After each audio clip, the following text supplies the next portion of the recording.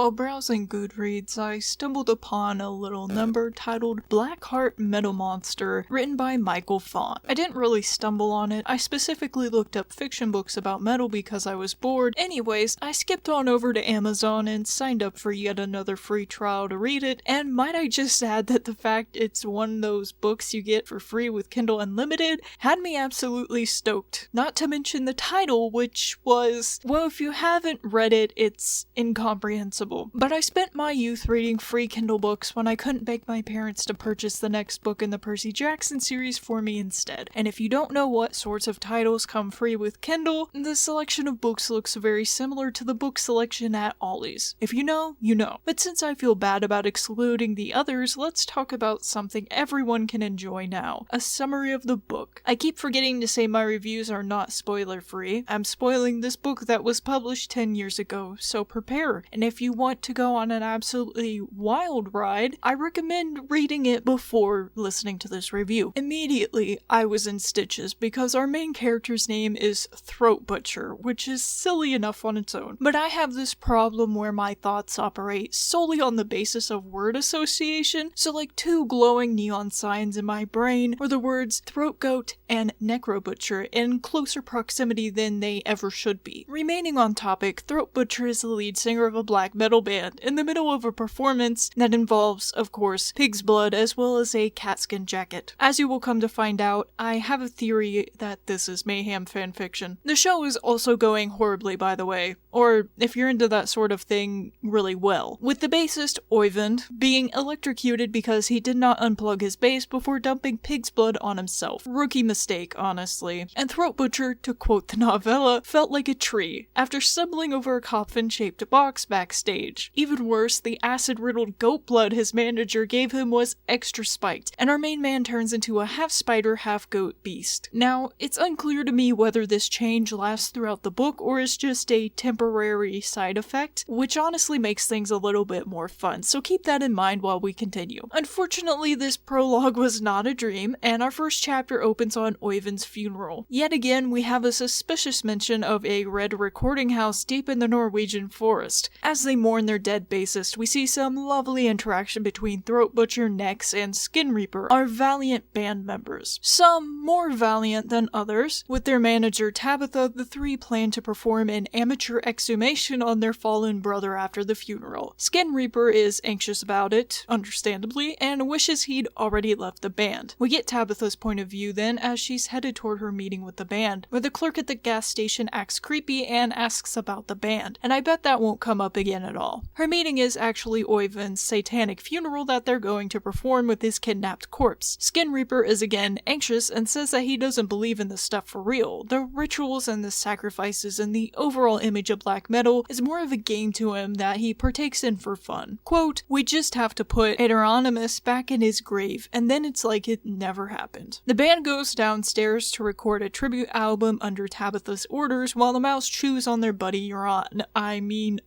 Aderonimus? The mice Aderonimus. This is just the book that keeps on giving. Afterwards, we go back in the past to the start of the band. Nex is visiting a record shop that smells like kebabs and is owned by what he calls a poser with blonde hair dyed black, poorly so that the light hair shone through, who is also drinking a soda. This reminds me of someone, but I can't seem to remember who. He punches over a display because he spent all of his doubloons already and the cashier won't hold an album for him. Later at a bar, he meets Throat Butcher. Bonding with the guy beside you in the urinal over wanting to beat up a teenager. That's so romantic. Well, to be technical about it, they tie him up and ram their car into him in the woods, so it's not really beating him up, but let's not waste time on minute details. Not so romantic as that Nex used to be dating Tabitha, but catches her with the new drummer Skin Reaper shortly after she breaks up with him. Jumping back to the present, obviously, things are not as simple as just putting Aderonimus back into his grave. The funeral rite actually malfunctioned? Is malfunction the proper word for a religious just right gone wrong. No clickbait here, folks. Due to the hatred stored in his heart because of a childhood trauma, Oyvind's soul now possesses the entire house. It is transformed, slowly but surely, into a living beast of flesh and sinew. Think of the alien from Nope and you've got a pretty good idea, because Oyvind is a hungry boy and his flesh house is sucking in all of the nearby life to chow down on it. I never thought I would be saying that sentence. A moose gets yoinked inside and rampages through the cellar, where the band is trying to record the tribute album, but Nex defeats it by stabbing it with his spiky guitar. Day cannot be completely saved though, and its attack has ruined the recording of the album. And then we have the plot twist of this century. The cashier from the gas station, named Ola, who was wheelchair bound and missing both legs, is the poser record shop cashier that Nex and Throat Butcher hit with the car all those years ago. Unfortunately, the flesh house does suck Ola right inside, as he was on his way to murder he was on his way to get revenge. Freudian slip. Inside, Skin Reaper is getting roughed up for being a poser by Nex and Throat Butcher, who planned for the whole flesh house thing to happen and aren't really fazed by having to crawl through the heart tunnels. This whole flesh house thing really isn't Skin Reaper's jive though, so he attempts to escape and runs across Ola, who is armed and ready to shoot him. But he knows Skin Reaper is innocent, so he just asks where his buddies are and lets him go. Tabitha was on her way to the house as well, but upon arriving is kidnapped by Oyvind's father, just before she gets sucked into the flesh house. Remember that childhood trauma? Oyvind's father, a priest, killed his mother in front of him, which he did because she cheated on him, and he's kidnapped Tabitha to sacrifice her as an apology to God for his sin, and for the sin of letting his demonic child live. However, the flesh house gets in the way of things again, and Tabitha is free. As I said, Oyvind is a hungry boy, and he's gobbling up the entire town. Feels like we've nearly circled back to Throat Goat somehow. Inside the house itself, the OG Throat Butcher gets his brains blown out by Ola. It fades to black here, but Nex is probably not too lucky either. The ending is a bit confusing, but as I understand it, Skin Reaper manages to cut open the very heart of the monster, the black heart of the metal monster if you will, which kills the beast and spits him out onto the ground. There's no way this was meant to be taken seriously, and yet a very, very minuscule part of me thinks that maybe it was intended to be. There's no way it can be, because it opened with the main character shapeshifting into a spider goat. I would like to take a moment of silence, however, to honor some of my favorite quotes. His corpse paint was old and flaked, making him look somewhat like an evil dying panda. Wiping his mouth with the sleeve of his leather coat, he suddenly squealed as one of the 5-inch spikes accidentally got in his eye. Oh, okay, cool. Skin Reaper was surprised, adjusted her tight black Satan Loves Me dress, pulled out a bundle of cash from her shredded stockings. Throat Butcher, clutching the armrests of his swivel chair, looked like a horror version of the Munch painting, The Scream. He's talking to me. I can hear him so loud and clear. Like crystal. Ola recognized the man as the band's drummer.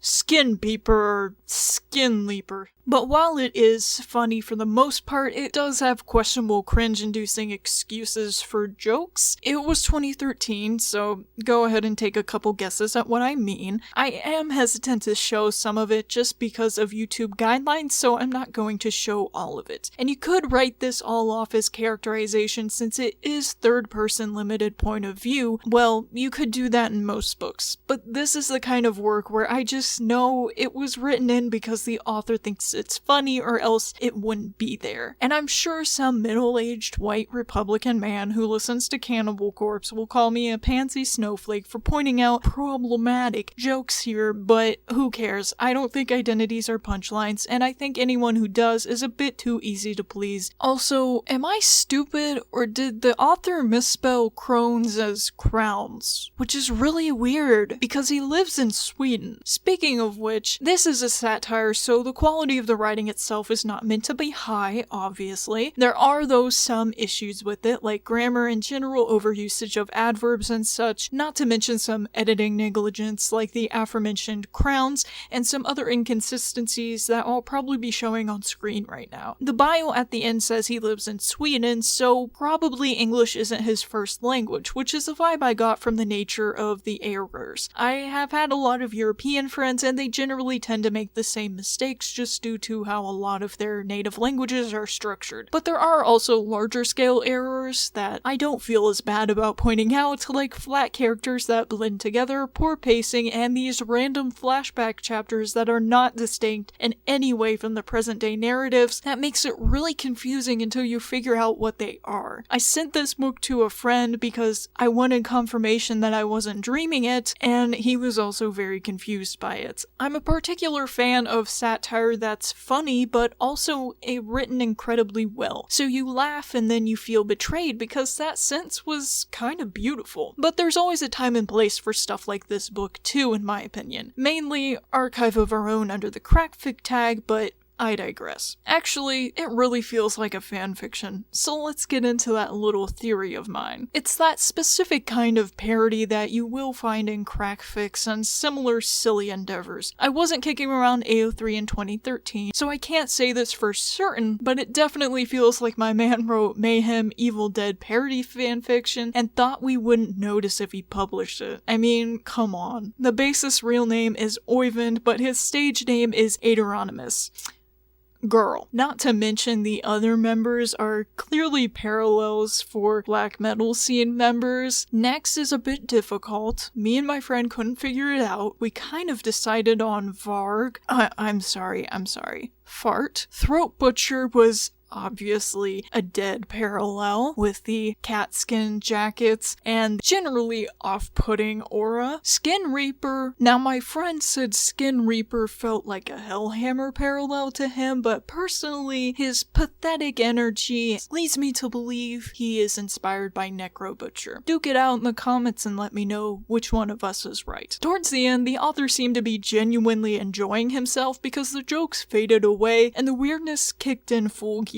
And the writing didn't improve, but the vibes changed. I hate to say this because I really don't like to discourage people whose native language is not English, but it is pretty poorly written and just something to read for fun if you want. Obviously, a story that opens with one of the characters turning into a half spider, half goat is not going to be highbrow literature. The synopsis is just a sentence long, so somehow it tricked me into thinking it was going to be a serious horror short story, and I was simply gobsmacked to say the least. One might even say flabbergasted. I hope you enjoyed this wild ride. If it sounds like something you'd like reading and you didn't before listening to this video, first of all, I told you so. Second of all, give it a shot. It's not really my personal taste. It was funny in parts, but then it started relying on cringe 2013 humor, and then it just faded into weird stuff in which the funniness was innate but not to my tastes. If you like Possession and Evil Dead, as well as Adam Sandler comedy, and don't forget the spiky wristbands, you'd probably enjoy this one. That is a pretty niche audience, but I'm sure it's out